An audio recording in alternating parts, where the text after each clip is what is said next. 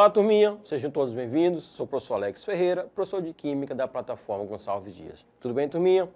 Mais um vídeo da nossa revisão Paz UEMA e Enem, ok? Espero que vocês estejam aproveitando essa revisão e se preparando. Turminha, antes de começarmos, caderno, lápis, caneta, borracha, para você fazer as devidas anotações ao longo do vídeo. E aquelas informações que você achar interessante, você pode pausar, printar a tela e passar para o caderno e assim continuar com os seus estudos. Beleza, turminha? Bom, estaremos abordando no conteúdo, na aula de hoje, o conteúdo transformações químicas, certo? Transformações químicas, reações químicas são sinônimos, tudo bem? Vamos estar falando das diversas reações e também de uma ideia, de um conceito que chamamos de número de oxidação. Então, turminha, foco e vamos começar, ok? Primeira questão, então questão Paz UEMA 2022, uma questão bem recente, olha só. A abolição da escravatura e a vinda dos imigrantes, sobretudo italianos, trabalhando em regime de colonato, converteram-se em base tanto para a formação do mercado de trabalho, com o fornecimento de mão de obra qualificada, quanto para a formação do mercado interno, dando origem às primeiras manufaturas. Ao fim do século XIX, foram instaladas fábricas de sabão, de pólvora, de vidros, de papel, de velas, de ácido sulfúrico, ácido nítrico, de ácido clorídrico e de cloro. Mas ainda dependíamos da importação de técnicos, juntamente com equipamentos e com os processos para essas fabricações. Tudo bem, turminha? Então você já está observando que alguns termos estão em destaque: ácido sulfúrico, ácido nítrico e o ácido clorídrico. Comando da questão, ó. Os produtos químicos destacados no texto são exemplos de ácidos inorgânicos, ok? A reação de neutralização total de 2 mols de cada um dos ácidos com hidróxido de sódio, respectivamente, produzirão uma certa quantidade de mols de óxido de hidrogênio. Qual a quantidade total do óxido formada, considerando todas as neutralizações? Aqui nós temos as devidas alternativas, tá certo, minha? Então, a questão está falando de reação de neutralização. Então, essa informação ela é crucial para a gente poder resolver. Reação de neutralização, turminha, trazendo aqui ó, a resolução da questão. As reações de neutralização ocorrem quando misturamos um ácido e uma base, né? Por isso que a questão fala do hidróxido de sódio, que é uma base. De modo que o pH do meio é neutralizado. Ou seja, a acidez é neutralizada pela base, a basicidade vai ser neutralizada pelo ácido. Então, eu vou ter um equilíbrio, né? Portanto, o pH ele vai ser neutralizado, vai para um pH 7. E se produz água e um sal, ok? Bom, a questão falou de um óxido de hidrogênio. Turminha, óxido de hidrogênio, essa estrutura é o H2O, ou seja, é a água. A questão quer saber quantas moléculas ou quantos mols de água são formados na neutralização de 2 mols de ácido por meio do hidróxido de sódio. Reação de neutralização, então eu vou ter um ácido interagindo com uma base, né? O H2SO4 vai reagir com o hidróxido de sódio. Como são 2 mols, e eu preciso fazer o balanceamento da reação, né? Ou seja, ter a mesma quantidade de átomos, tanto no reagente quanto no produto. As reações de neutralização também são conhecidas como reações de dupla troca, ok? Então, por exemplo, ó, o metal da base, o Na, ele vai se combinar com o ânion do ácido, que é o grupo SO4, formando o Na2SO4. Sobrou OH, que vai se combinar com o hidrogênio, formando o H2O, ok? Reação de neutralização, também reação de dupla troca. Então, para o ácido sulfúrico, formação de 4 moléculas de água. Para o ácido nítrico, formação de 2 moléculas de água. Para o ácido clorídrico, formação também de 2 moléculas de água, totalizando 8 mols. A alternativa correta, a letra B. Show, turminha? Então, uma questão simples, questões de transformações químicas ou reações químicas são questões fáceis. No entanto, né, devemos ficar atento, é muito cobrado, e se é muito cobrado, a gente não pode errar esse tipo de questão, beleza? Questão número 2, PAS UEMA 2021. Pilhas e baterias são amplamente utilizadas em nosso cotidiano como fonte de energia em diversos aparelhos eletrônicos, facilitando nossa vida. A energia gerada pela fonte acima tratada é oriunda de uma reação de... Então, nós temos um processo químico, nós temos uma transformação química que vai estar gerando, certo, esse tipo de energia, a energia elétrica. Como alternativa, ó, precipitação, neutralização, nós já comentamos, neutralização, reação entre ácido e base, não faz parte aqui da questão, adição, decomposição e oxirredução. Então, são diversos tipos de reações que estão aparecendo. Precipitação, formação de um precipitado, ou seja, de uma substância que vai ser insolúvel naquele solvente, naquele líquido. Por isso, vai para o fundo do recipiente. Precipitou, né? Precipitação. Já comentamos sobre neutralização, a reação de adição. O nome já diz, eu vou estar somando as moléculas. Então, 2 moléculas vão se combinar, gerando um produto, uma molécula final, ok? A decomposição já é o processo inverso, né? Uma estrutura, né? Através, por exemplo, de um aquecimento, vai estar gerando 2 ou mais produtos, certo? Também não é o caso. Então, nos resta a letra E, a oxirredução. O processo químico de troca de elétrons, né? Elétrons, eletricidade. O processo químico de troca de elétrons, conhecido como oxirredução, é responsável pelo funcionamento e propriedades das pilhas e baterias de nosso cotidiano. Por isso, turminha, a alternativa correta, né, a letra E, o processo de oxirredução. Eu vou ter um elemento perdendo elétrons, outro elemento ganhando elétrons. Né? Se esses elementos, né, estiverem conectados, então eu vou ter um fluxo de elétrons, uma corrente elétrica. Show de bola? Processo de oxirredução. Questão de número 3, né? Questão UEMA, a modalidade EAD do ano de 2019. O elemento químico constituinte da família 1A. Bom, um pouquinho de tabela periódica, certo? Família 1A, os metais alcalinos. A gente precisa puxar. Por que um elemento vai pertencer à família 1A? Porque ele vai ter um elétron na última camada, na camada de valência, ok?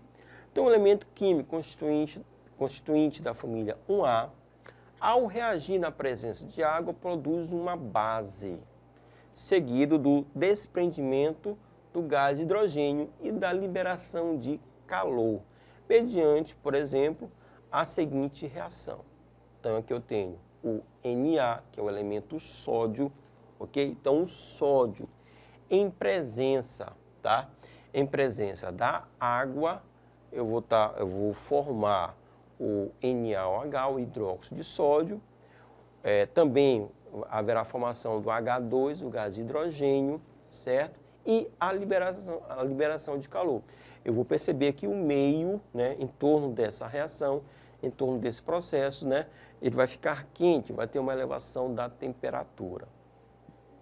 A base produzida nessa reação é constituída pelos seguintes elementos. Então, a base, ok? Qual é a base? É o NaOH, certo? Turminha, eu identifico uma base, em especial uma base de arrênios, porque ele vai terminar sempre em OH, né? O grupo hidróxido. Show de bola? O grupo OH.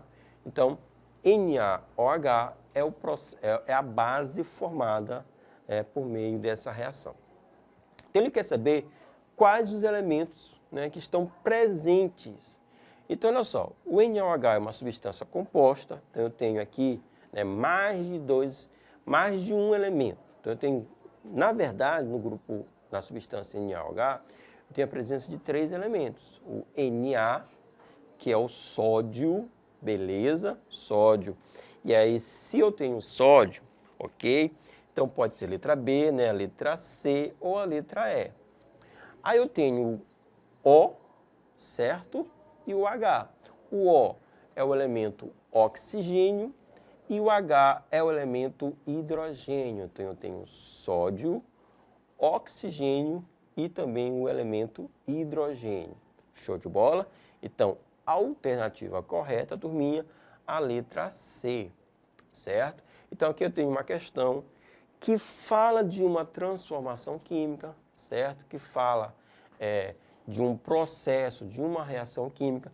Essa reação nós chamamos de reação de simples troca, certo? Porque um elemento vai estar deslocando um outro elemento de uma substância composta. Então, uma reação de simples troca, tá certo? E também a questão está falando de elementos, então símbolos químicos, show de bola? Então, à medida que a gente está resolvendo questões, então esses elementos a gente vai começando a conhecê-los, né, com maior facilidade, tá certo? Com certeza, o O, oxigênio, e o H, hidrogênio, você já saberia. Também acredito que boa parte dos alunos já devem saber que o Na é o elemento sódio, certo? Uma questão aparentemente muito simples, mas que, né, tem muitas informações envolvidas nessa questão, beleza? Então, letra C, e vamos para a questão de número 4. Olha só, tudo é composto por substâncias químicas. O ser humano, por exemplo, é um amontoado de carbono, oxigênio, hidrogênio e outros 18 elementos. Assim como nós, todos os objetos são feitos de átomos, que interagem entre si e formam uma infinidade de substâncias com propriedades diferentes. É impossível ignorar a química porque ela está presente em todas as nossas atividades, das comidas que fazemos até o banho que tomamos, né? Afirma o químico Joy, da Universidade, certo? Aqui o termo, aqui do Canadá. Manipulando os diferentes elementos, o homem consegue muitas vezes, por acaso, formular remédios, melhorar alimentos e descobrir como a natureza funciona. Também faz coisas fantásticas, como transformar pessoas em zumbis ou urina em palitos de fósforo. Turminha, olha só, quando ele fala bem aqui, ó, manipulando os diferentes elementos. Turminha, manipulando os diferentes elementos, a questão está falando de reações químicas. Por meio de reações químicas são possíveis, né, esses fatos que a questão está trazendo aqui para nós. Então, é uma questão de reação química, transformação química.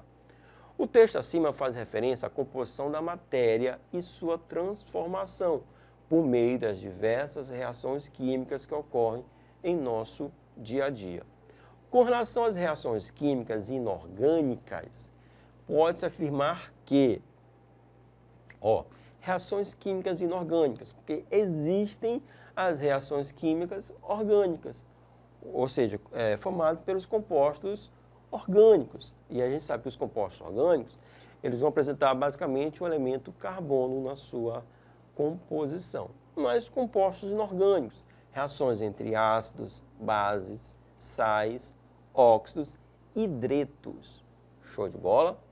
Então vamos lá. Você já percebeu, né, que nós temos aqui a afirmativa destacada. Eu tenho uma afirmativa, a letra C, portanto a resposta correta vai ser a letra C. As reações de dupla troca, né? Dupla troca, imagina, um elemento AB o elemento CD. Então, quando acontecer essa reação, o A vai se combinar, por exemplo, com o D, então eu vou ter a formação de um AD, e o B vai se combinar com o elemento C, então eu vou ter um BC, AD mais BC, tá certo? Então aconteceram, turminha, duas trocas, reação de dupla troca. Então, ocorre entre ácido e sal, base e sal, ou entre dois sais, certo? Por quê? Porque aqui eu tenho substâncias que vão ter formação de polos. E aí uma reação de dupla troca, tá certo? O positivo de um elemento vai procurar o negativo do outro elemento, né? Da outra substância, tá certo? Então, positivo com negativo da outra substância, o negativo com o positivo da outra substância. Então, vou ter aqui a formação de duas trocas, o estabelecimento de duas trocas. Por isso, reações de dupla troca, certo? E aí, ó, ácido, sal, base, sal, ou dois sais, eu vou ter, certo? Eu vou ter essa composição, uma região positiva e uma região negativa. Por isso, a alternativa correta, a letra C. Beleza, turminha? Questão de número 5, nossa última questão. O bafômetro é um instrumento que detecta álcool no ar exalado por meio de uma reação de transferência de elétrons, oxirredução. Esses dispositivos mais simples e descartáveis consistem num pequeno tubo que contém dicromato de potássio. Aqui está a sua estrutura, tá certo? Umedecido com ácido sulfúrico, né, o H2SO4, com coloração amarelo alaranjada. Quando a pessoa sopra por meio da mistura, provoca a reação dos íons de cromato, detectando a presença de álcool, devido à mudança da cor para verde, conforme a equação abaixo. Vamos já mostrar essa equação. A mudança de cor ocorre pela diferença do número de oxidação observada na reação, que indica o número de elétrons que um átomo ou íon perde ou ganha para adquirir estabilidade química, tá certo? Então aqui nós temos o processo, né, a reação química, a transformação química, certo? Se houver a presença de álcool, então eu vou ter uma mudança na coloração do meio, da cor laranja, né, para a cor verde. Então vai ser perceptível essa mudança de cor. Então é a forma que nós temos de dizer que a pessoa, né, está naquele nível de álcool acima do permitido. Os números de oxidação identificados nas espécies químicas responsáveis pela mudança de coloração são, respectivamente. Turminha, então vamos lá. As substâncias que estão envolvidas é o dicromato de potássio, certo? E o sulfato de cromo, tá bom? O que acontece? O potássio, ele tem um NOx definido, que é da família 1A, mais 1. O oxigênio, ele vai ter um NOx definido, menos 2, tá certo? Vamos aqui, ó. Então, o que vai estar mudando vai ser o NOx do elemento cromo, no dicromato, certo? E no sulfato de cromo. O cromo é o elemento responsável pela mudança de cor, porque ele vai sofrer o processo de oxirredução, então eu vou ter uma variação do seu NOx, tá certo? Então, inicialmente, o cromo ele vai ter um número de oxidação igual a mais 6, e aí eu fiz um balanço de cargas para o dicromato. Com isso, eu chego à conclusão que o cromo, no cromato de potássio, tem um NOx mais 6, certo? E no sulfato de cromo, né, sabendo que o sulfato ele tem uma carga geral de menos 2, tá certo? Uma carga geral de menos 2. Então, o cromo ele vai ter um NOx, uma carga igual a mais 3. Então, ele está saindo de mais 6 para mais 3, está perdendo elétrons, sofrendo o processo de oxidação. Então, o cromo é o responsável, é ele que está sofrendo a oxidação, gerando a mudança de cor. Mais 6, mais 3, a alternativa correta, a letra A. Ok, turminha? Essa foi a nossa aula, espero que vocês tenham gostado. Ficando por aqui, forte abraço a todos, valeu!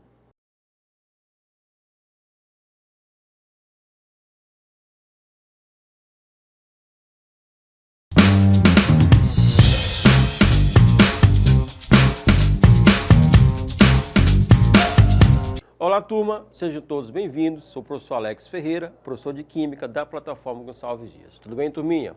Bom, mais uma aula da nossa mega revisão Paz UEMA Enem, ok, turminha? Bom, e na aula de hoje nós vamos estar trabalhando as transformações químicas. Turminha, transformações químicas, né, é o mesmo que reações químicas, tá certo? A química ela está muito pautada nas reações, nas transformações que a matéria pode sofrer. Ok, turminha? Bom, antes de começarmos a nossa aula, caderno, lápis, caneta, borracha, para você fazer as devidas anotações ao longo do vídeo, ao longo da nossa aula, certo? E aquelas informações que você achar interessante, você pode printar, certo? Pausar, printar a tela e passar essas informações para o caderno. Tudo bem, turminha? Então, foco. Nós vamos estar trabalhando as reações químicas e também o conceito de número de oxidação, certo? Bom, a gente trabalha essa revisão através da resolução de questões, beleza? Bom, questão do Enem 2021, olha só. O ciclo do cobre é um experimento didático em que o cobre metálico é utilizado como reagente de partida, ok? Após uma sequência de reações, que vai da reação 1 até a reação 5, fechando o ciclo, o cobre retorna ao seu estado inicial ao final do ciclo, ok? Então aqui nós temos a figura, tá certo? Onde está mostrando todas essas transformações. Bom, o comando da questão é a reação de redução, certo? Você pode printar a tela e aí destacar esse termo, redução. A reação de redução do cobre ocorre na etapa, né? Aí vai da etapa 1 até a etapa 5. Então, qual etapa acontece a redução do elemento cobre, ok? Bom, aqui está a nossa resolução, tá certo? Então, primeiramente, a questão fala de redução. Turminha, nós temos um processo chamado de reação de óxido-redução. Então, nós temos dois processos onde vai acontecer a transferência de elétrons. O processo de oxidação e o processo de redução. Oxidação é a reação química ou processo químico onde acontece a perda de elétrons, tá certo? E nós vamos verificar essa perda de elétrons porque vai haver uma mudança, uma variação do NOx, do número de oxidação ou carga elétrica do elemento, tá certo? Onde na oxidação esse NOx irá aumentar. Já o processo inverso é o processo da redução, que é o objeto aqui da questão. A redução representa ganho de elétrons, portanto, a diminuição do número de oxidação, ok? Observando, ó, eu vou partir do elemento cobre, cobre metálico, certo? Substância simples. Para toda e qualquer substância simples, o NOx vale 0, tá certo? Aí, olha só, esse cobre vai ser tratado com ácido nítrico, gerando o nitrato de cobre, certo? O nitrato é um grupo aniônico que vai ter um NOx igual a -1. Como eu tenho 2 nitrato, eu vou ter 2 cargas negativas. Para equilibrar, o cobre tem que ser mais 2. Turminha, olha só, o cobre saiu de 0 para mais 2, quer dizer que ele perdeu 2 elétrons. Se ele perde elétrons, aqui eu tenho um processo de oxidação, certo? Na etapa 1, processo de oxidação. E esse NOx mais 2, ele vai permanecer para o cobre na etapa 2, etapa 3 e na etapa 4, tá certo? Na etapa 4, eu vou ter o sulfato de cobre, certo? Lembrando que o sulfato, ele é um grupo menos 2, então aqui o cobre continua sendo mais 2. Ele vai ser tratado com o ácido clorídrico na presença do zinco, voltando para cobre metálico. Observe, o cobre vai sair de mais 2 para 0. Então, ele vai estar ganhando 2 elétrons. Se ganha elétrons, aqui na etapa 5 eu tenho o processo da redução. A alternativa correta, a letra E. Tá certo, turminha? Então, na etapa 5 é o processo de ganho de elétrons, processo redutivo. Ok? Questão de número 2. Olha só, turminha. Um produto obtido industrialmente da eletrólise, ok? A eletrólise é o processo inverso da pilha ou bateria, certo? Da eletrólise de solução aquosa de cloreto de sódio. Tem sido amplamente empregado na indústria, por exemplo, na fabricação de papéis, tecidos e sabões. Bom, um parênteses rapidinho. Quando eu falo de produção de sabão, certo? A substância que vai estar envolvida será o hidróxido de sódio, ok? Então, produção de sabão, a gente já relaciona com o hidróxido de sódio. Normalmente, esse produto é usado na desobstrução de encanamentos e sumidouros, pois é capaz de reagir com gorduras, ok? Se vai reagir com gordura, certo? Inclusive, para produzir sabões, estamos falando do hidróxido de sódio.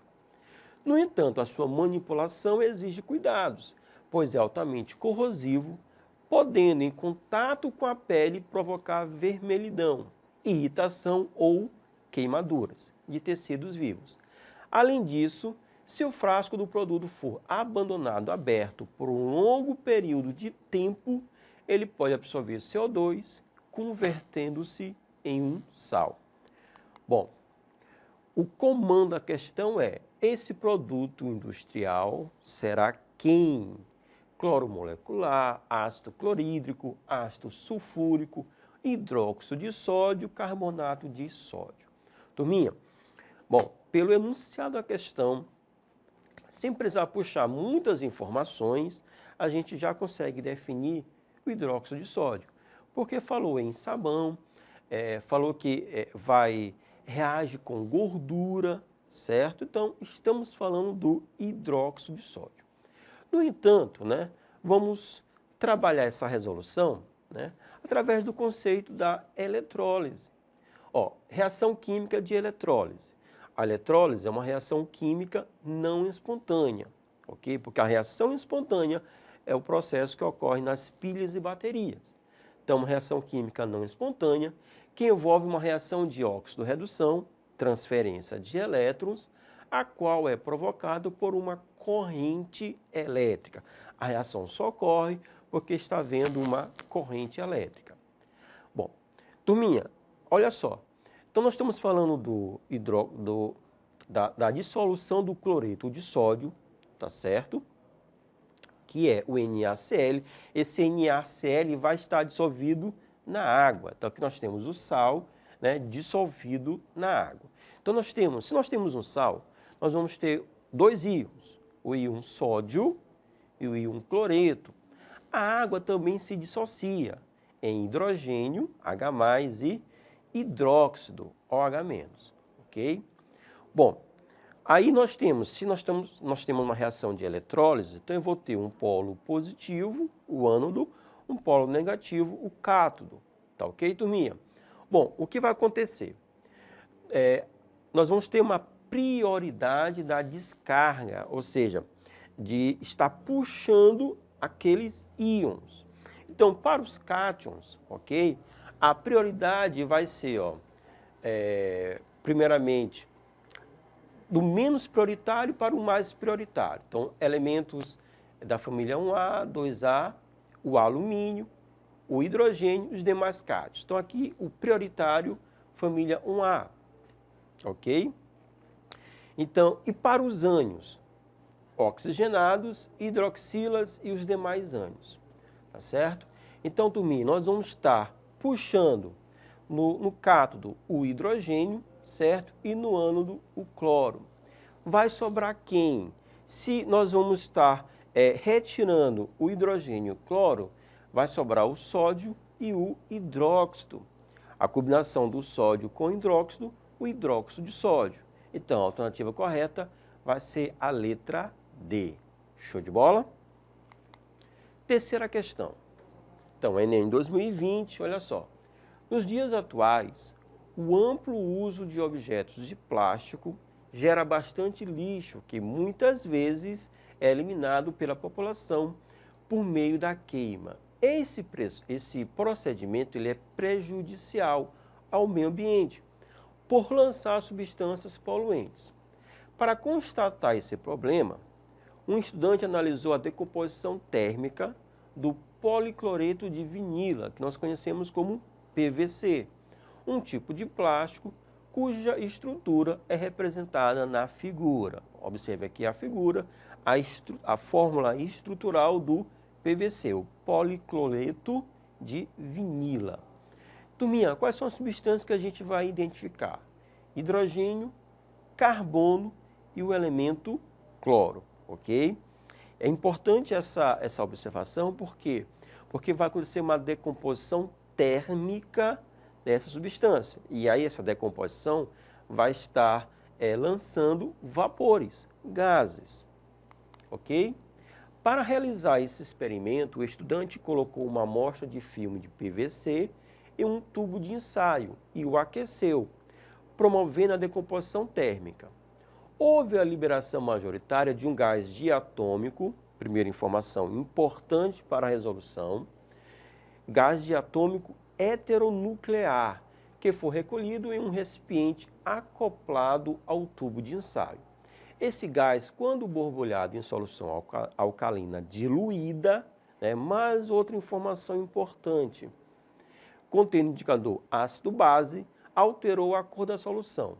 Além disso, em contato com uma solução aquosa de carbonato de sódio, liberou o gás carbônico.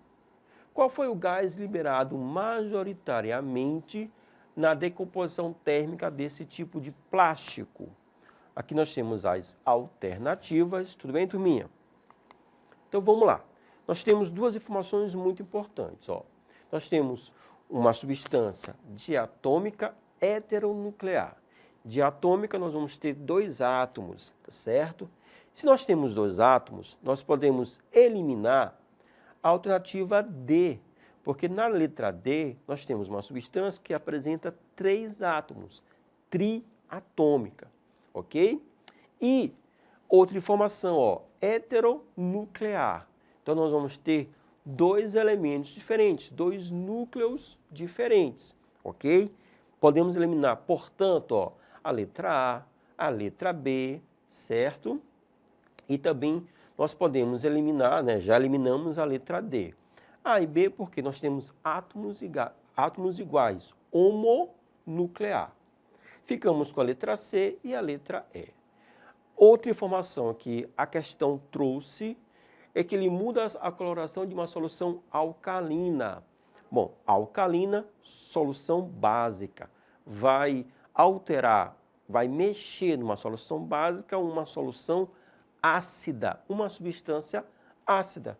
Bom, comparando, turminha, o monóxido de carbono, CO, com o HCl, então nós podemos identificar que o ácido será o HCl, o ácido clorídrico. Por isso, a alternativa correta, a letra E. Pegaram, turminha? Beleza? Legal até agora? Vamos continuar. Questão número 4.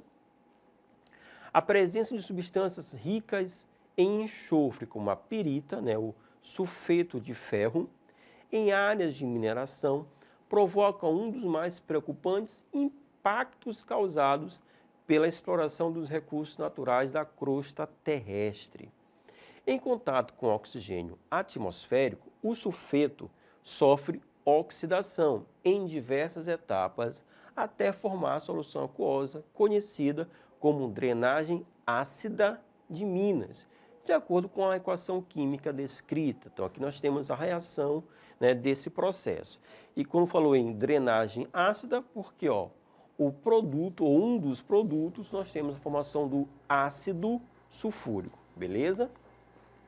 Um dos processos de intervenção nesse problema envolve a reação do resíduo ácido, ok? Aquele ácido sulfúrico formado, com uma substância básica de baixa solubilidade em meio aquoso e sem a geração de subprodutos danosos ao meio ambiente, ok? Então, esse trecho da questão vai nos permitir resolvermos a questão. Pergunta: esse processo de intervenção é representado pela equação química. Então, qual equação representa essa intervenção? Tudo bem, turminha? Então, nós temos o resíduo ácido, ele vai ter que reagir com uma substância básica e, então, produzir produtos, substâncias não danosas ao meio ambiente, tá certo? Turminha, olha só, na alternativa A e na alternativa letra E, nós não temos o resíduo ácido, tá certo? Nós não temos o ácido. Então, já descartamos a letra A, a letra E. Verificando letra B, letra C e letra D, podemos descartar a letra C, porque na letra C, apesar de nós temos o ácido reagindo com um sal de caráter básico, tá certo? Um dos produtos é o CO2, gás carbônico, que gera o efeito estufa. Na letra D, nós temos a formação de mais ácido, tornando a solução mais ácida. Não é o nosso objetivo. Portanto, nós vamos ficar com a alternativa letra B, certo? Nós temos o resíduo ácido reagindo com a cal, tá certo? Que tem como função realmente diminuir a acidez da solução ou de solos, por exemplo, e a formação de um sulfato, de um sal que não vai gerar nenhum prejuízo, mais a água, ok? Então, de acordo com o comando da questão, a alternativa correta, a letra B, beleza? Turminha, quinta e última questão. Um cidadão que se mudou de Brasília para Recife, após algum tempo, percebeu que partes de seu carro estavam enferrujando muito rapidamente, certo? Enferrujando, ferrugem é o processo de oxidação que o ferro sofre. Perguntou para o seu filho, estudante do ensino médio, a explicação para o fenômeno. O filho pesquisou na internet e descobriu que, por causa da maresia, essa palavra aqui é uma palavra-chave, gotículas de água do mar atingem os objetos de aço, liga de ferro e carbono e intensificam sua corrosão, aceleram o processo de corrosão. Com base nessa informação, o estudante explicou corretamente ao pai o efeito do cloreto de sódio na corrosão. Turminha, comando. A explicação correta, da maresia acelerar a corrosão do aço é porque, olha só, a maresia ela não vai gerar a corrosão, mas ela vai intensificar o processo corrosivo. Então, letra A, reduz o ferro, oxida o carbono, dissolve a pintura do carro, torna a água mais condutora, diminui a dissolução do oxigênio na água. Olha como montamos a resolução, ok? Então, vamos lá. Nós temos aqui a onda do mar, sob a ação do vento, vai levar gotículas dessa água do mar. Essa água do mar ela contém o quê? O cloreto de sódio, o sal de cozinha dissolvido. E vai levar esse sal, certo, para a cidade, ok?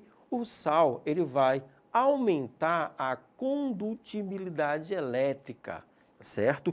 Para que haja o processo de óxido-redução e, portanto, processo de enferrujamento, eu preciso ter um meio para levar os elétrons da reação do lado que está ocorrendo a redução para o lado que está ocorrendo a oxidação. Eu preciso de um meio condutor. Turminha, esse meio condutor vai ser justamente a maresia. Então, com isso, a maresia vai aumentar a condutibilidade elétrica. E aí eu vou ter essa transferência de forma mais intensa acelerando o processo oxidativo, ok? Por isso, a alternativa correta, a letra D. Show de bola, turminha? Bom, essa foi a nossa aula, turminha. Espero que vocês tenham gostado. Ficando por aqui, forte abraço a todos. Valeu!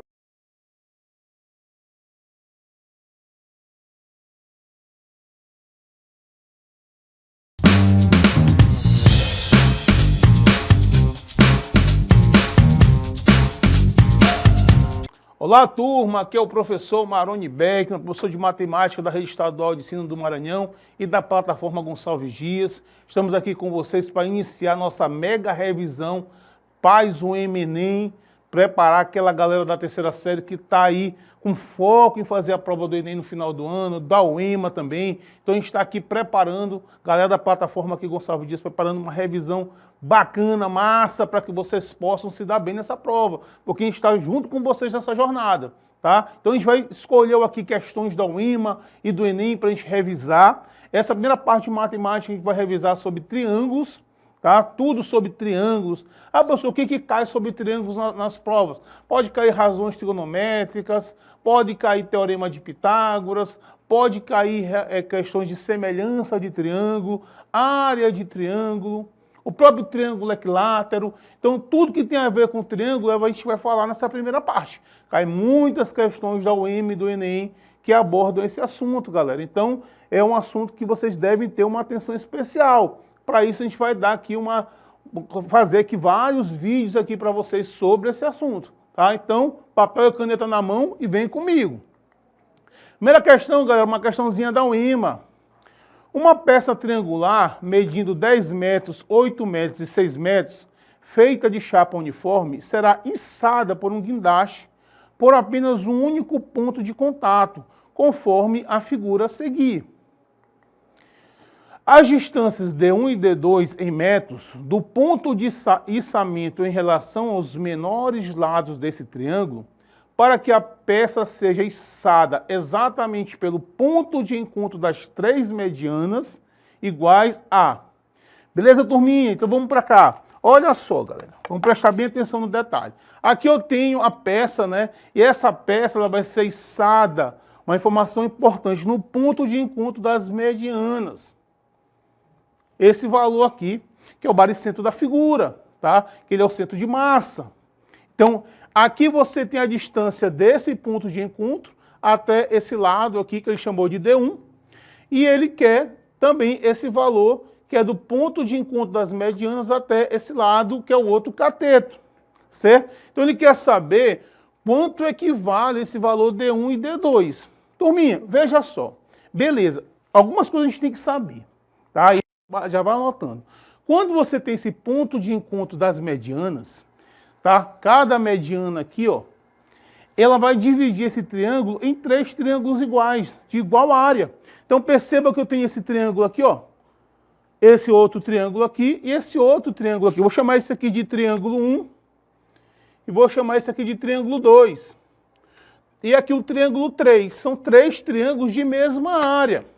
Será que a gente não consegue, com essa informação, encontrar o valor de D1 e D2? Tá? Então vamos prestar bem atenção no detalhe. Olha só, se eu for calcular a área total desse triângulo, vamos calcular a área toda. Então a área do triângulo, você sabe que é base vezes altura, dividido por 2. Tá? Então, como aqui é um triângulo retângulo, né? A base e a altura são os catetos. Então você tem 6 vezes 8 dividido por 2. Então, você aqui vai dar 48, né, turminha? Dividido por 2. E aí você vai ter que esse triângulo todo, ele tem 24 metros quadrados. Aí pensem comigo, turma. Se esse triângulo todo tem 24 metros quadrados, ele está sendo dividido em 3 triângulos iguais, quer dizer que cada triângulo desse mede quanto? Mede 8 metros quadrados. É verdade? Então, a área desse triângulo 1, por exemplo, é igual a 8 metros quadrados. Que é esse triângulo aqui. Assim como a área do triângulo 2 também é 8 metros quadrados. E do 3 também, né? São iguais. Porque é uma propriedade, é isso que o baricentro faz. Turminha, então olha só. Ah, professor, e do 3 também. Mas a gente nem vai usar o 3, porque eu quero esse D1 e D2. Ora, turma, então vamos fazer o seguinte. Como é que você calcularia a área desse triângulo 1 aqui? Não é base vezes altura dividido por 2? Minha base aqui é 6. A minha altura é o próprio D1. Tá? Então veja só, essa área aqui vai ficar 6 multiplicado por D1 dividido por 2, isso aqui é igual a 8. Olha, turminha, veja que eu tenho uma equação que tem justamente o D1. Tá? Se eu fizer aqui meio pelos extremos, ó, eu vou ter 6D1 igual a 16. Certo? O meu D1 vai ser 16 dividido por 6. A gente pode dar uma simplificada aqui, né? E aqui vai dar 8 terços. Veja que só essa aqui já mata a minha questão. Que a única opção que tem 8 terços é a letra A. Mas mesmo assim, como a gente está treinando, está estudando, vamos calcular aqui a outra. Olha só, faço o mesmo procedimento nesse outro triângulo aqui, turma. A área é o quê? 8 vezes o D2 dividido por 2 é igual à área, que é 8. Base vezes altura dividido por 2, que é a área de um triângulo. Fazendo aqui meio pelos extremos, você vai ter 8D2 igual a 16. É isso?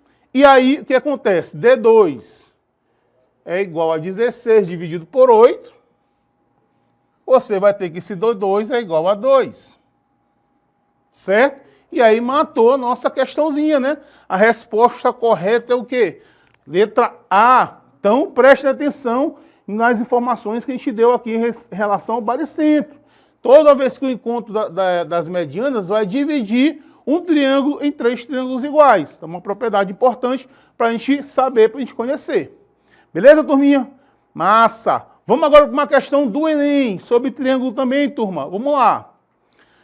O instrumento de percussão, conhecido como triângulo, é composto por uma barra fina de aço, dobrada em um formato que se assemelha a um triângulo, com uma abertura e uma haste, conforme ilustra a figura 1. Aí você tem a figura 1, que diz aí o texto. Uma empresa de brindes promocionais contrata uma fundição para a produção de miniaturas de instrumento desse tipo. A fundição produz inicialmente peças com o formato do triângulo equilátero de altura H, conforme ilustra a figura 2. Após esse processo, cada peça é aquecida, deformando os cantos e cortando em 2 vértices, dando origem à miniatura. Assuma que não ocorram perdas materiais no processo de produção, de forma que o comprimento da barra utilizada seja igual ao perímetro do triângulo equilátero, representado pela figura 2. Então, considere 1,7 como valor aproximado para a raiz de 3. Nessas condições, o valor que mais se aproxima da medida do comprimento da barra em centímetros é. Então vamos lá, turminha, questão envolvendo o triângulo equilátero, né? Você sabe que triângulo equilátero é um triângulo que tem os lados iguais. Então vai ser feito uma barra, né? Vai ser deformada e vai formar esse triângulo aqui, ó. Tá? Então ele quer saber o comprimento dessa barra. Quanto é o comprimento da barra para que você possa, com essa barra, construir esse triângulo aqui, que é esse instrumento, turminha. Beleza. Turma, então esse comprimento da barra, você concorda comigo que é o perímetro do triângulo. Como o triângulo equilátero tem os lados iguais, isso quer dizer que o comprimento é 3 vezes o lado. Certo? Então, turma, para que eu possa encontrar o valor do comprimento, eu preciso de quê, galera? Eu preciso saber quem é esse L bem aqui. Como descobrir quem é esse L? A questão não me deu, mas ele me deu a altura. Aí, outra informação importantíssima sobre o triângulo é a altura do triângulo equilátero. Tem uma fórmula que calcula essa altura. Essa altura é dado por L raiz de 3 sobre 2. Perceba que a questão me deu o valor de raiz de 3. Provavelmente eu vou usar, não é isso? Então, turma, veja que a gente consegue encontrar o valor de L, porque nós temos quem? Nós temos o valor de H. Então, esse H aqui é 8, a questão deu. Ó. 8 é igual a L raiz de 3 sobre 2. Né? Então, você vai ter, fazendo meio pelos extremos, multiplicando cruzado, vai ficar L raiz de 3 igual a 16. Certo? Então, o lado vai ser igual a 16 sobre a raiz de 3. Então, a gente pode fazer uma racionalização, né, de denominador. Né? Vamos multiplicar em cima e embaixo pela própria raiz de 3. Ó. Esse processo a gente conhece lá do ensino fundamental. Ok? Se você fizer isso, você vai ter que o lado vai ser igual a 16 raiz de 3 sobre 3. Porque raiz de 3 vezes raiz de 3 é raiz de 9. E a raiz de 9 é 3. Beleza, turminha, descobri quem é o L. Mas o que eu quero? O comprimento da barra ou perímetro da barra. Então eu vou fazer o quê? Vou substituir aqui, ó, o L pelo valor que eu encontrei. Então esse comprimento vai ser igual a 3 multiplicado por 16 raiz de 3 sobre 3. Olha, tá? Agora que eu vou substituir a raiz de 3 por 1,7, ó. Aqui eu cancelo o 3 com 3, ó. Então o comprimento vai ser igual a 16 multiplicado por 1,7, que a questão pediu para que a gente possa aproximar. Se você fizer essa continha, você vai encontrar 27,2 centímetros. Esse é o tamanho da barra. Então, informação importante nessa questão aqui. Fórmula da altura de um triângulo equilátero. Conceito de triângulo equilátero. Então, a altura de um triângulo equilátero, que é o triângulo que tem 3 lados iguais, ele vale L raiz de 3 sobre 2. Tem muitas questões, tanto da UEMA quanto do Enem, que aborda a altura de um triângulo equilátero. Então, guardem essa fórmula aí com vocês, galerinha, que essa é uma informação importante. Cada questão tem uma parte teórica, então a gente vai dando as dicas para vocês, vocês vão anotando aí no caderno de vocês, para quando cair outra questão sobre triângulo equilátero e precisar altura, você já vai saber a fórmula. Certinho, galera? Show de bola! Vamos agora para a nossa terceira questão. Então a resposta correta aí é a letra D, né? É a resposta correta da nossa questão. Olha só, terceira. Em um sistema de dutos, 3 canos iguais, de raio externo 30 centímetros, são soldados entre si e colocados dentro de um cano de raio maior, de medida Rzão, para posteriormente ter fácil manutenção. É necessário haver uma distância de 10 centímetros entre os canos soldados e o cano de raio maior. Essa distância é garantida por um espaçador de metal, conforme a figura. Utilize 1,7 como aproximação para a raiz de 3. O valor de Rzão em centímetros é igual a. Então vamos para a nossa questão, turma. Ele quer saber o raio dessa circunferência aqui maior. Ele me deu 3 circunferências menores, né? Que tem raio 30 centímetros. Ele quer saber quanto é que é o raio dessa circunferência maior. Bem aqui é o centro, né, turminha? Vem aqui o centro. Então ele quer saber quanto é que mede isso aqui, ó. Então o raio, a partir do momento que você passa do centro, encosta no ponto da circunferência, você tem um raio. Então veja só. Então eu posso dizer que esse carinha daqui para cá, ó, é o raio, até chegar aqui, ó. Questão que a gente poderia até fazer sem muito cálculo. Porque veja bem, vamos pensar aqui comigo. Tem 30 centímetros, né, de raio.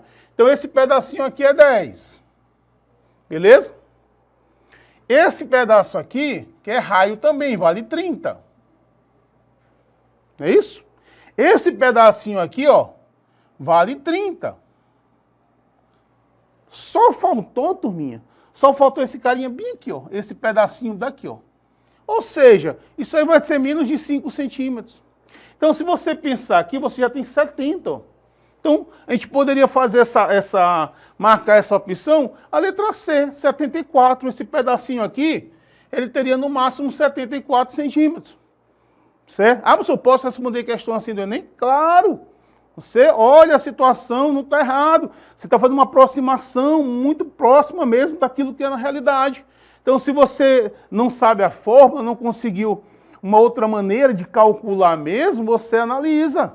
Tá? A gente está aqui para acertar e dar essas dicas aí para vocês. Tá? Mas, como aqui a gente está treinando, a gente está estudando, então cada conhecimento que a gente absorve vai ser importante, vamos calcular. Turma, o que eu vou fazer? Eu vou fazer o seguinte, turminha. Eu vou montar um triângulo aqui com os centros dessas circunferências. Ó. Certo? Então, veja bem. Que vai ser um triângulo equilátero de lado 60. Não é isso? É um triângulo equilátero de lado 60. Esse carinha aqui, ele é chamado de circuncentro do triângulo. Está bem no centro dos três triângulos. Certo? Se a gente fosse colocar uma circunferência aqui, ele ficaria bem no centro dessa circunferência. Então, esse carinha aqui, que eu vou chamar de A, daqui para cá, ele vale 2/3 da altura desse triângulo. É uma propriedade, tá? Então, esse Azinho aqui, ó, ele vale 2/3 de H. O que a gente vai fazer? Olha, de novo, outra questão aqui que eu preciso calcular a altura do triângulo equilátero. Tá? Nós já vimos essa fórmula aqui, ó. Então, eu vou calcular esse H, que é daqui para cá, ó. Essa medida toda aqui, ó. É a altura, certo? Esse aqui, esse A, vale 2/3 de H. Então, eu vou fazer o seguinte, turminha, eu vou calcular esse H. Então, esse H vai ser igual a L raiz de 3 sobre 2.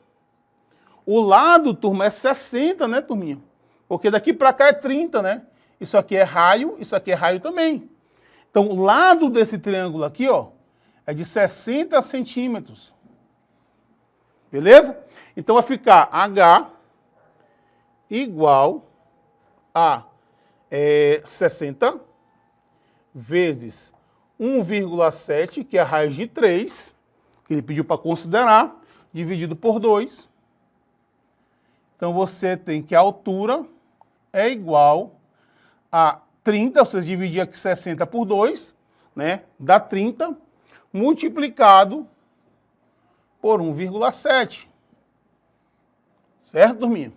Então, você vai ter que esse H, que é a altura, é igual a quanto? É igual aqui a 51 centímetros. Mas eu quero o A, eu quero essa medida desse ponto aqui para esse, ó. Tá? Porque como eu tenho a parte de cima, eu vou poder calcular com tranquilidade, certo? Então, nós descobrimos que 2/3, né? Lembrando que 2/3 A é igual a 2/3 de H. Vou substituir esse H por 51. Então, você vai ter que o A é igual a 2/3 multiplicado por 51, turminha. Se você fizer isso, você vai encontrar que esse A vale 34 centímetros. Certo? 34 centímetros. Então, o que a gente vai fazer agora? Agora eu quero justamente esse raio aqui, ó, que é desse ponto aqui para esse, ó. Perceba agora que eu já tenho todos os pedaços que são suficientes, certo? Então, esse valor desse raio vai ser igual a quem? A esse pedacinho aqui que é 10, certo? Que é o espaçamento. Esse pedaço aqui que é 30, que é o raio da circunferência, mais esse Azinho que nós calculamos aqui, que é igual a 34. Certo? Então, se você fizer essa conta aqui tranquila, você vai encontrar que esse raio aqui, ele vale 74 centímetros, turma. Então, fizemos a conta aí, deu exatamente aquele valor que nós havíamos analisado antes. Perceba que deu a letra C, 74 centímetros. Certo, galera? Então, na aula de hoje, turma, o que vocês têm que analisar, o que vocês têm que anotar, o que é importante? Propriedades do baricentro, propriedade do circuncentro, certo? Propriedade de mediana, a altura de triângulo equilátero, tá? Então são esses detalhes que vão fazer diferença na sua prova. Você tem que ir para a prova da UEMA e do Enem trazendo esse conceito, tá? Mas analisando, responder essa terceira questão sem precisar fazer conta. Então a questão da análise, do raciocínio lógico, ele também é importante para o aluno que se prepara para o Enem. Beleza, galera? Então um abraço a todos. Vamos lá para cima da UEMA e do Enem.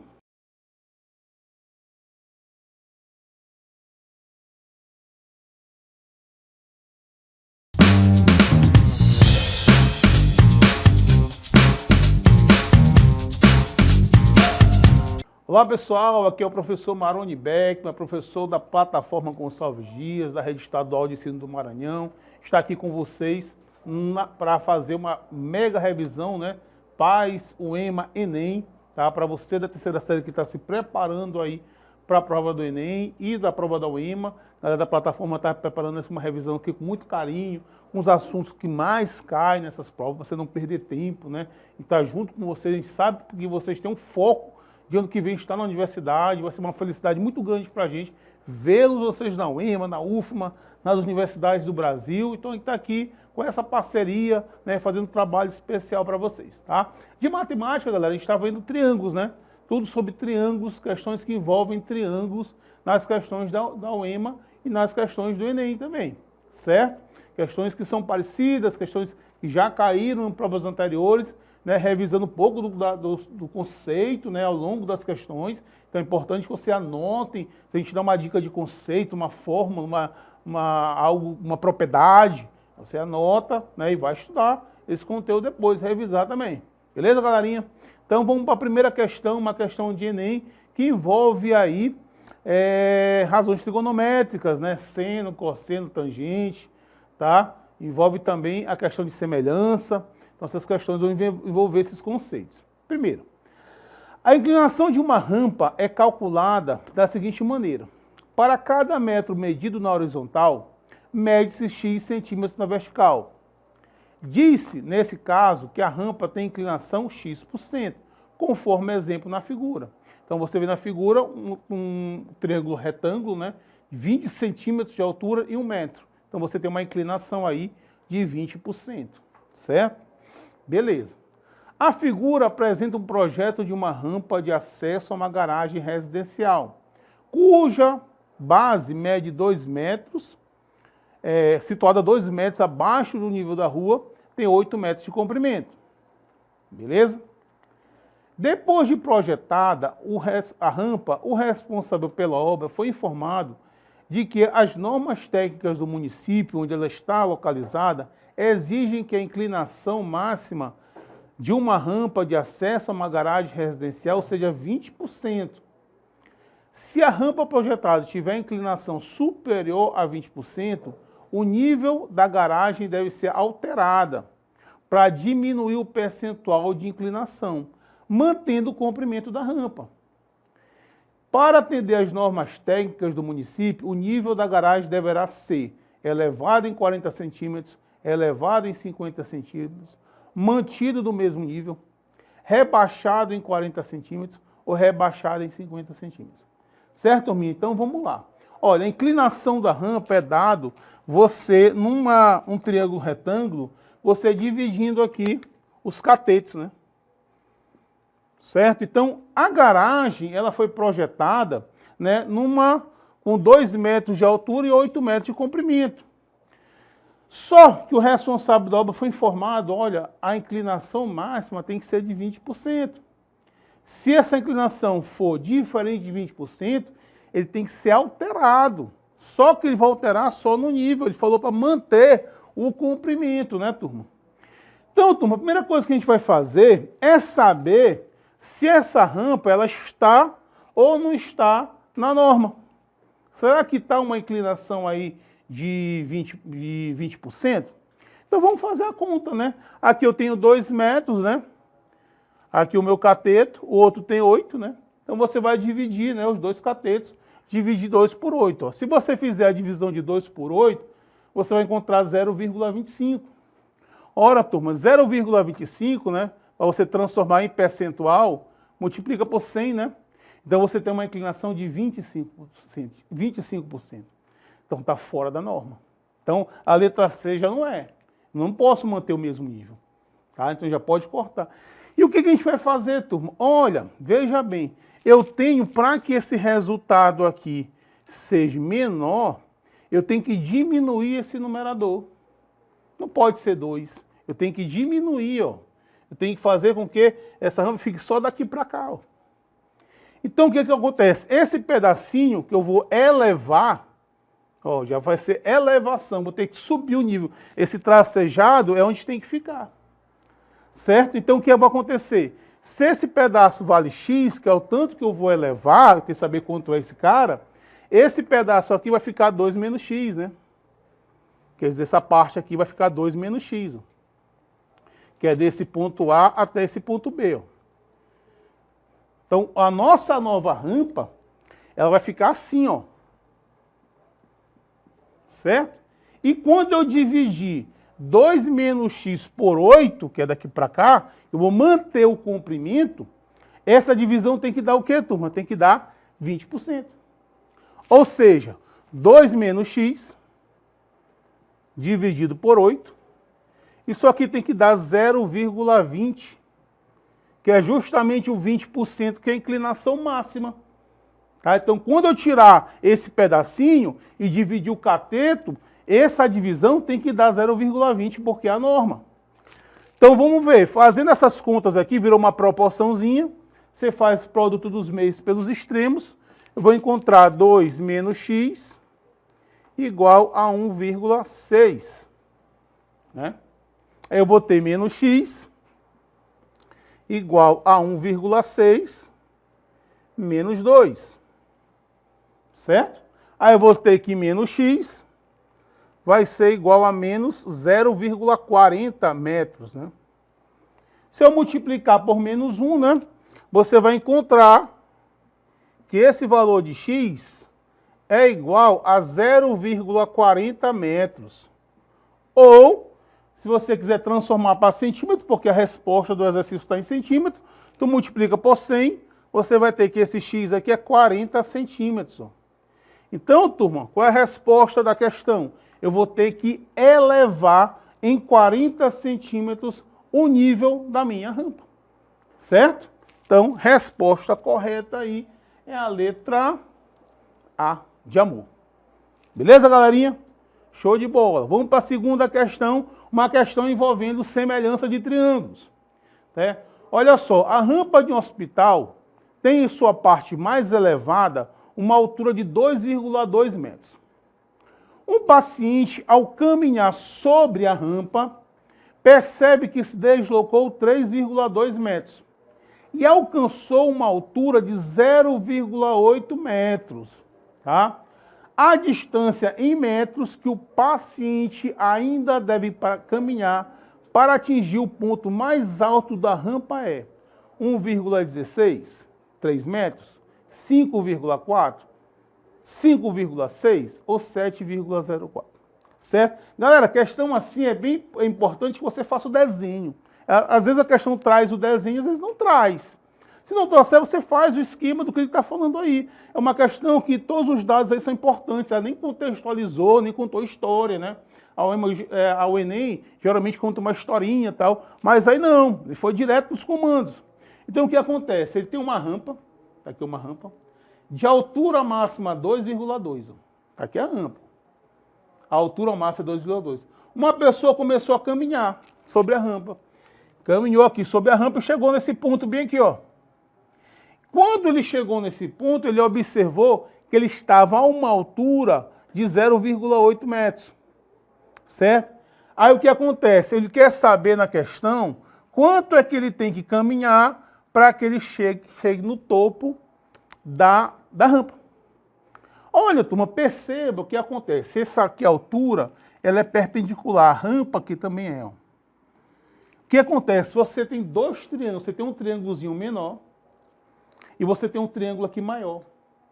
Se essas retas são perpendiculares em relação à base, isso quer dizer que elas são paralelas entre si.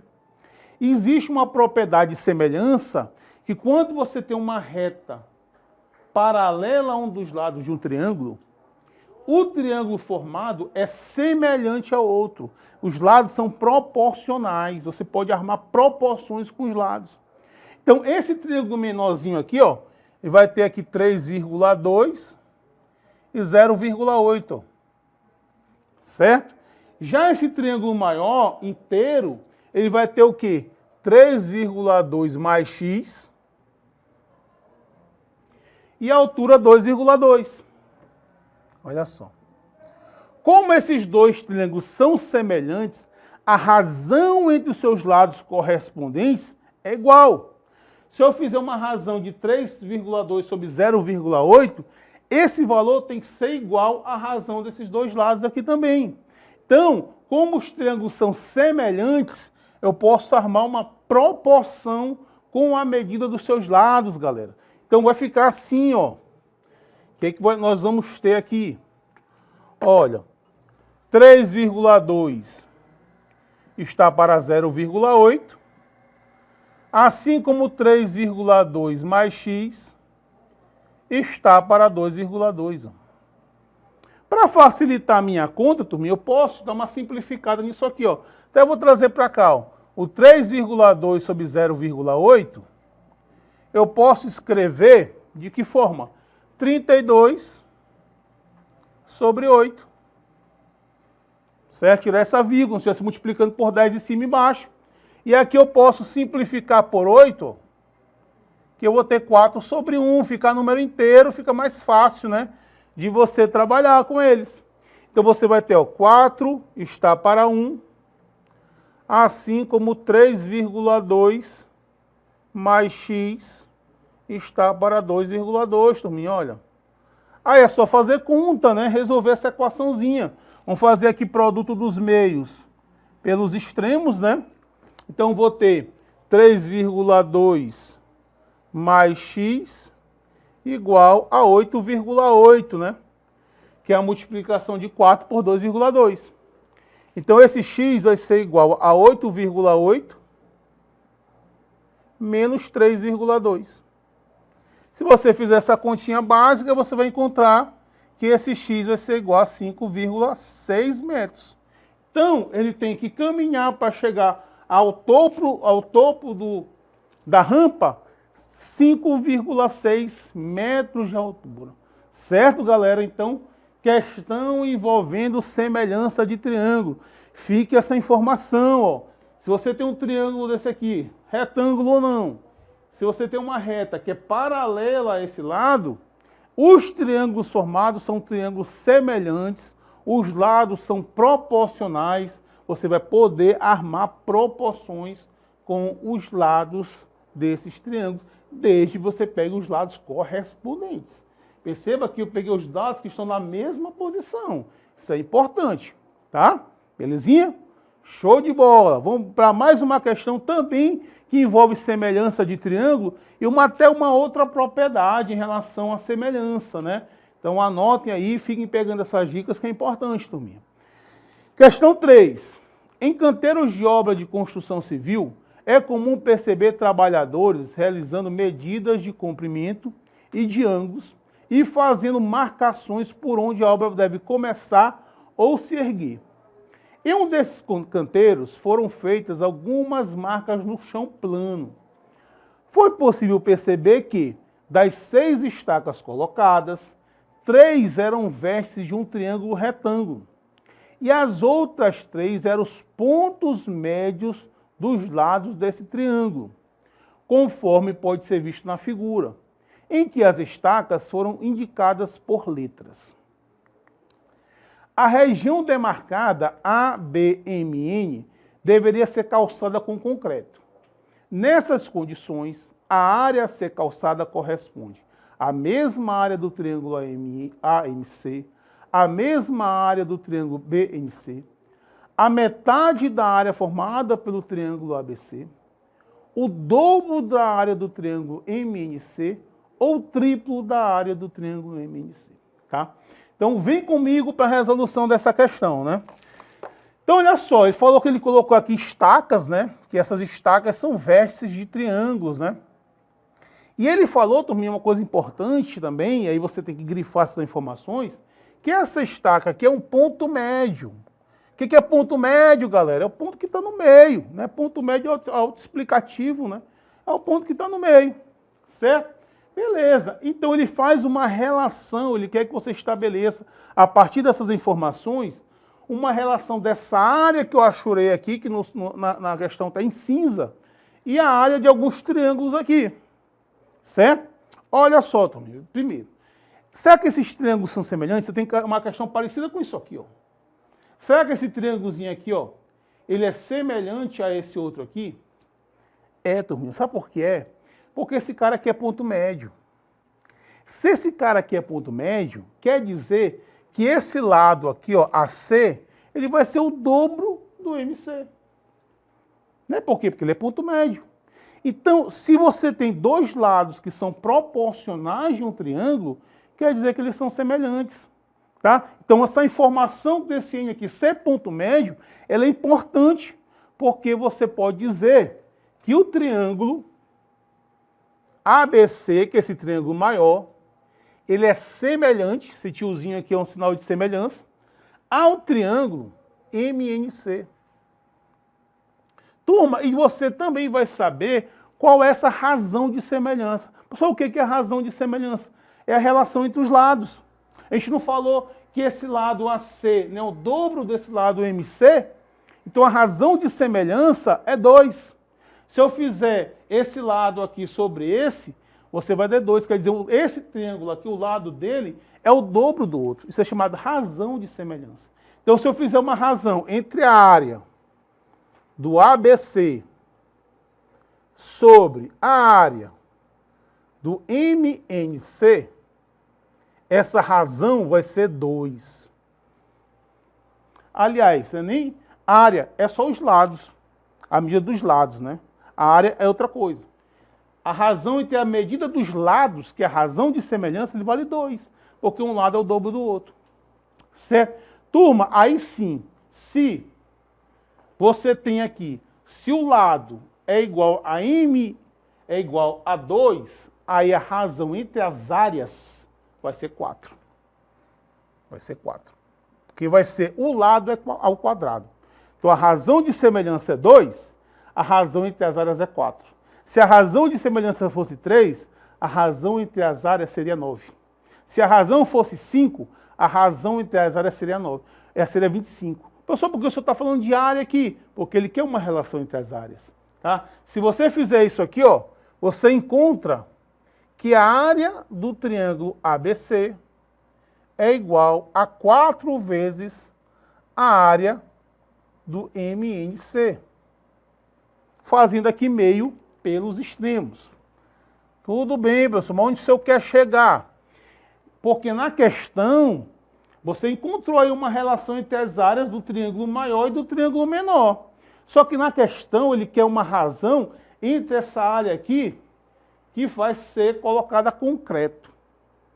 Vai ser colocada concreto. Mas vamos pensar aqui comigo, vamos encontrar aqui alguma relação entre essas áreas. Eu posso dizer que a área dessa parte ABNC, MN, desculpa, que é essa área aqui, ó, ele é igual a essa área todinho, que é a área do triângulo ABC, certo? Menos a área desse triângulo menor. Faz sentido isso ou não faz sentido, turminha? Faz, porque se você tiver esse triângulo aqui todinho, né, e você retirar esse triângulo menor, o que que resta? Resta a área que vai ser calçada, certo? Resta a área que vai ser calçada. Mas, olha só, turma, eu sei que esse cara aqui, ó, eu sei quem ele é. Ele é 4 vezes a área do triângulo menor. O que eu vou fazer? Vou substituir aqui, ó. Então, a área do ABMN vai ser igual, substituindo, ó, 4 vezes a área do MNC menos a área do MNC. Esses dois carinhas são semelhantes. É como se fosse 4x menos 1x. Quanto é 4x menos 1x? 3x, ó. Dá para subtrair esses dois elementos aqui, certo? Então, a área que vai ser calçada, que é desse, parece um trapézio, né? MN, vai ser igual a 3 vezes a área do triângulo MNC, certo? Então, a resposta correta aí é a letra E, ao triplo da área do triângulo MNC. Certinho, galera? Espero que tenha ajudado. Notar as informações aí? Para cima da UEMA, para cima do Enem.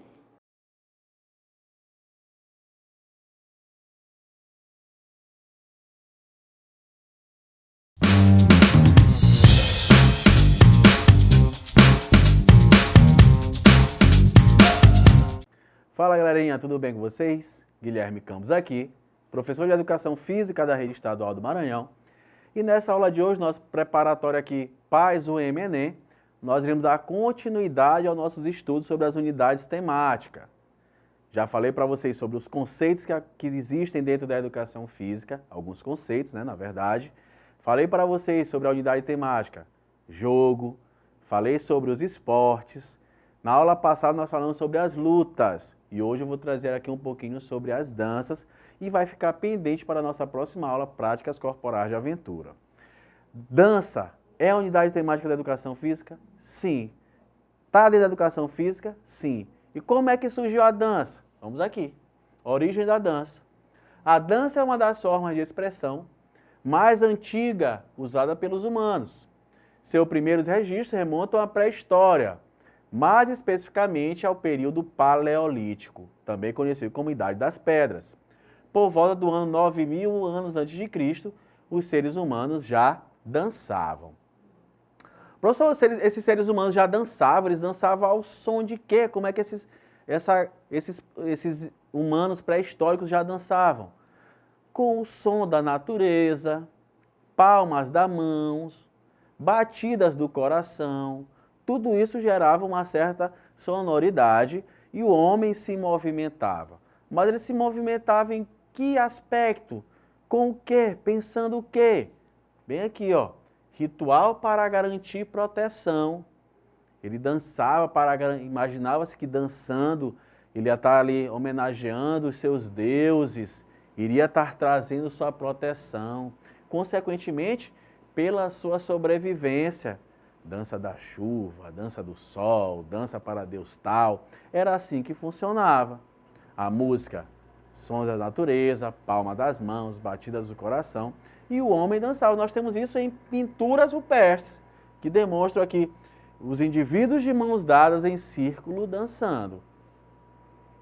Critérios de classificação da dança. Isso já aqui na atualidade, tá? Elas se classificam de 3 formas. Quanto à forma, ficou até meio que redundante, quanto à forma, quanto à origem e quanto à finalidade. Quanto à forma, ela pode ser solo, ela pode ser de duplas ou ela pode acontecer em grupos. Solo, um indivíduo sozinho, um indivíduo dança só. Dupla, pode ser ali um casal dançando. Grupos, existem as coreografias aí, vários grupos, vários indivíduos dançando. Então, quanto à forma, a dança pode acontecer desse jeitinho aqui. Quanto à origem, ela pode ser folclórica, ela pode ser histórica, ela pode ser cerimonial, ela pode ser étnica.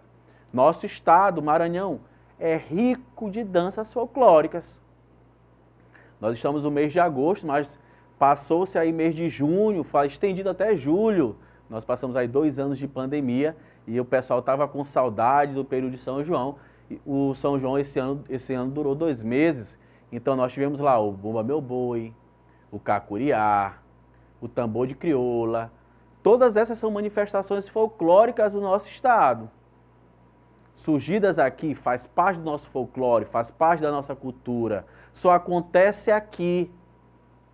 Tanto que nossa cidade recebe aí os hotéis, estavam cheios de turistas que ficaram encantados com o nosso folclore. E sempre que aparecer algo que fale de folclore na prova de vocês, vocês vão estar ligando isso a algo que é cultural, que é característico de determinado povo. é algo que não é mutável, que vai levando ali as suas características ao longo do tempo, vai passando de pai para filho e vai sendo levada as suas características. O tambor de crioula, também, ali nós temos ali as coreiras dançando, tem características, as mulheres realizam a punga, aquilo só acontece aqui no Maranhão. Turistas ficam encantados, porque eles não visualizam aquilo em outros estados da nossa nação. Somente aqui tem. E eu até falo em outras aulas que eu já tive aqui com vocês, que nós devemos sim valorizar o nosso folclore, valorizar a nossa cultura, nos desprovermos às vezes de questões religiosas e procurarmos entender o que é que acontece, porque muitas dessas manifestações são patrimônios imateriais da humanidade, como o Bumba Meu Boi. Então, às vezes está acontecendo uma manifestação que é algo grandioso, que é algo que tem um selo mundial perto da sua casa, e você não vai por às vezes, um preconceito, um julgamento, alguma coisa nesse sentido. Danças históricas, está bem próximo aqui da folclórica, danças cerimoniais, danças étnicas.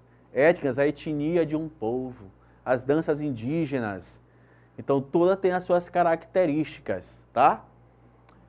Quanto à finalidade, nós temos as danças cênicas, as sociais, as religiosas, as coreografadas, as cênicas, aquelas danças que mostram, às vezes, aqueles espetáculos que mostram determinada história. Você assistiu um espetáculo, por exemplo, Cisne Negro, você vai ver ali naquele espetáculo, naquela apresentação de dança, no caso o balé, conta-se uma história. Danças sociais. Eu não trouxe nessa aula, mas eu lembro que quando eu montei uma aula já de dança, que eu falava de danças sociais, eu falava, por exemplo, eu citava meus avós. Meus avós já estão com seus 70 e poucos anos. E hora ou outra, os seus finais de semana, eles saem para dançar uma seresta, curtir um bolero. Então, é uma dança onde eles se encontram com um grupo de amigos da mesma faixa etária. Passam ali à tarde dançando, brincando, comendo, socializando com outros indivíduos, o que é algo muito importante para a idade deles. Eu, que já sou mais jovem, gosto de um samba, gosto de um pagodezinho, então, aos sábados, eu socializo com meus amigos, eu vou ao samba, conheço novas pessoas, fico por ali. Então, as danças também têm esses benefícios. Lembro lá na nossa primeira aulinha que eu mostrei para vocês os benefícios da educação física, que a educação física ela se respalda em vários aspectos. Eu disse lá para vocês que a educação física, talvez, aliás, eu até vou cravar aqui, é o único componente curricular que trabalha o indivíduo de forma integral, levando em consideração aqueles 4 aspectos, né? O social, cognitivo, psicológico e físico. Religiosas, danças indígenas que têm caráter religioso, tambor de crioula. Todas essas danças, elas têm às vezes um tambor de crioula, um caráter lá para o santo. As danças religiosas, em homenagem, faz parte dos rituais. Quando morre o cacique, quando morre alguém, eles dançam. Aí tem toda uma questão ritualística dentro disso. Aí dentro da dança, o que vai caracterizar, o que vai diferenciar uma dança da outra, são esses elementos estruturantes aqui, ó. São os movimentos que são realizados dentro da dança. O espaço, aí tem várias coisinhas que eu vou mostrar daqui a pouco. O tempo. Isso é que vai diferenciar um hip hop do balé, um balé do samba, o samba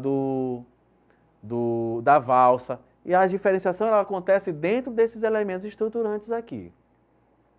Aí dentro do movimento corporal, existem essas características aqui, ó, esses elementos. A quinesfera, o fluxo, o eixo, o peso, giros, rolamentos, saltos. São os movimentos que o indivíduo ele pode realizar. Vocês sabem o que é um salto, o que é um rolamento, o que é um giro. Talvez vocês não conheçam o peso. Eixo vocês sabem. Fluxo, quinesfera talvez vocês não saibam. Trouxe aqui quinesfera para vocês. Quinesfera são as possibilidades de movimentos que o indivíduo ele pode realizar sem sair do lugar. Eu estou aqui dando essa aula para vocês, é um exemplo bem bacana. Eu estou dentro dessa quinesfera. O que significa isso? Que se eu der um passo à direita, eu vou sair do enquadramento. Aí o câmera vai chamar a minha atenção. Então eu tenho que ficar aqui paradinho, mas aqui eu posso me movimentar. Eu posso lançar meus braços à frente, eu posso lançar meus braços acima, que eu vou estar dentro da minha quinesfera. Então o quinesfera é isso, são as possibilidades de movimentos que o indivíduo tem dentro de um espaço sem que haja o quê? Deslocamento, sem que ele saia do local. Então isso é quinesfera. Peso. Existem dois tipos de peso, o peso leve e o peso pesado. Então vou deixar bem claro aqui na imagem para vocês, ó. Tá aqui a bailarina. A bailarina, apesar do balé ser muito complicado, as pessoas pensam que tem toda aquela leveza e suavidade, é altamente extenuante, altamente cansativo e puxa muito ali do preparo físico dos pés, da má condição física das bailarinas. Elas mostram toda uma suavidade nos seus movimentos. São movimentos leves.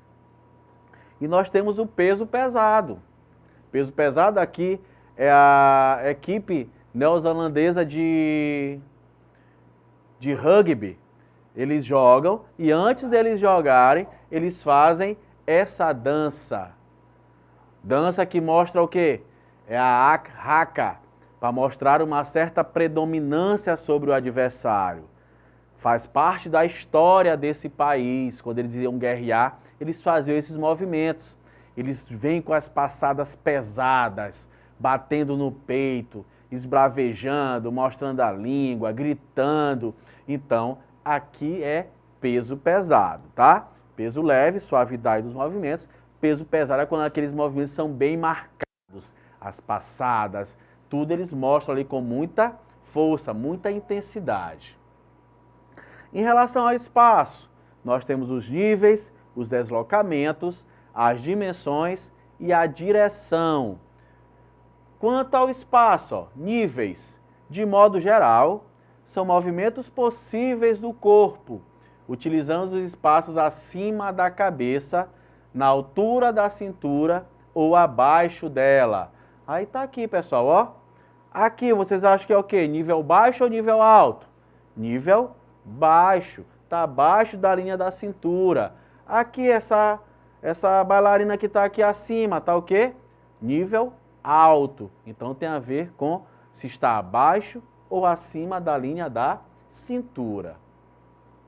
Em relação ao tempo, pessoal, tem essas três formas, ó.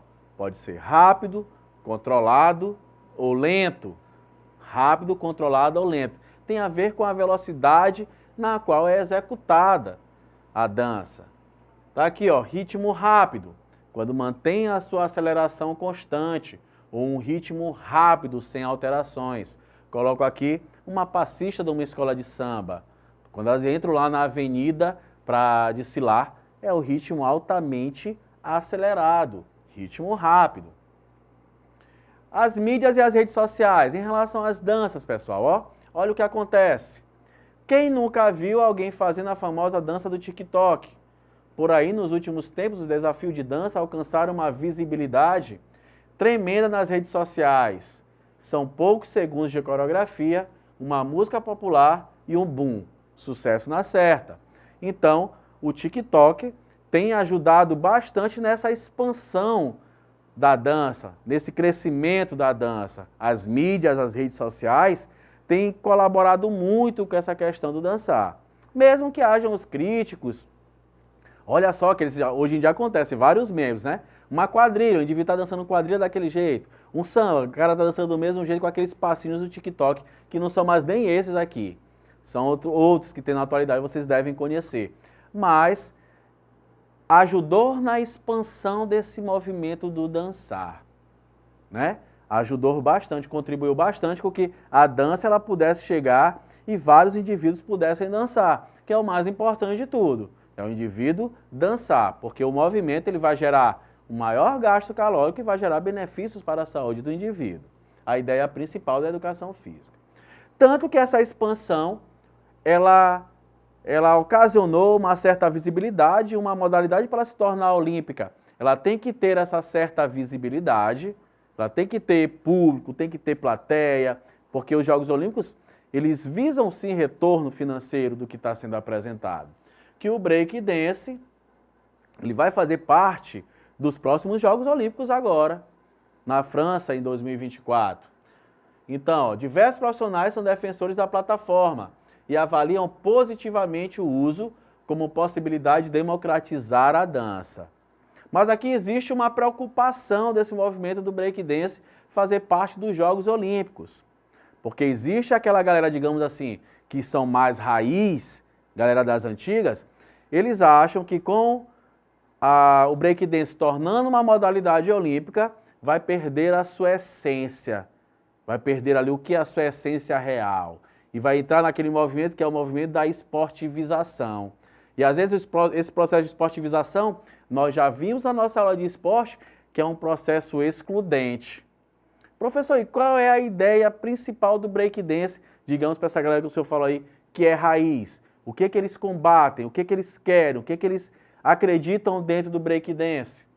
É combater o racismo, combater as injustiças sociais, combater a violência policial. São esses ideais que o breakdance trabalha dentro da sua essência. Então, por isso, aquela galera que é mais das antigas, que é mais raiz, eles são meio que averso a essa ideia do breakdance fazer parte dos Jogos Olímpicos, tá? Refletindo sobre a dança. A dança, muitas das vezes, é tida como um movimento corporal que deve ser exercido somente por meninas. Mas a dança pode ser considerada uma possibilidade de expressão devido aos seus métodos criativos e expressivos. Aí aqui eu coloco duas imagens, que logo vocês associam tranquilamente. A menina bailarina e o menino o quê? Judoca. Isso acontece, infelizmente a nossa sociedade está enraizada essas questões, essas práticas corporais estarem ligadas às vezes à questão de sexualidade. Mas nós até já vimos na nossa aula de esporte. Os esportes não são divididos por gênero. Os esportes, o futebol pode ser para menino ou para menina. Aqui no caso, o balé pode ser para o menino ou para a menina. Não existe essa questão do balé, da menina ser bailarina e do menino ser judoca. Não tem a ver com a orientação sexual dessas crianças. As crianças nem sabem o que são isso. Já aqui eu coloco outras duas imagens para nós refletirmos. Está aqui um menino bailarino e uma menina o quê? Judoca. Pode acontecer tranquilamente isso aqui. Só que, infelizmente, a nossa sociedade ainda vê com maus olhos uma criança, um menino, por exemplo, que seja bailarino. Então, as provas de Enem gostam de cobrar essas questões. E sempre vocês vão, claro, obviamente, aceitar essa forma aqui tranquilamente.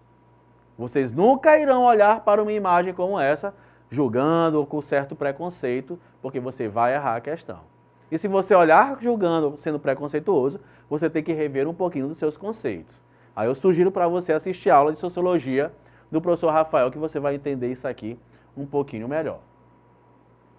Aí dentro daqueles elementos estruturantes, ó, falei para vocês do movimento corporal, existe o peso. Falei para vocês do peso leve e do peso pesado. Falei ainda há pouco. O que acontece? Geralmente, o homem, está aqui o peso leve e peso pesado. Geralmente, o homem, quando ele dança, que o homem, muitos são mais inibidos que as mulheres são quem mais realmente dançam, e geralmente se um professor de educação física trabalha numa escola e trabalha essa unidade temática dança, geralmente são mulheres, é um pouco mais complicado para os homens, por essa questão cultural que eu falei ainda há pouco, os homens podem dançar o balé, que é peso leve, que não tem nada a ver. E a mulher pode também dançar o hip hop, que é peso pesado. Por que eu estou fazendo isso aqui? Porque geralmente o homem quando dança, ele vai para essa pegada de estilos de dança que levam para o peso pesado. Por exemplo, o hip hop, tem aquela pegada mais brusca, diferentemente do balé. Então, para fechar a nossa aula de dança, eu quero que vocês compreendam que tanto o homem pode dançar balé, quanto a mulher pode dançar hip hop. O homem pode dançar hip hop, a mulher pode dançar balé. Isso não tem a ver com a orientação sexual de ninguém, tá? Então, galerinha, eu vou ficando por aqui. Eu espero que vocês tenham entendido, tenham compreendido aí um pouquinho sobre a dança. Até a nossa próxima aula. Vamos pra cima, hein?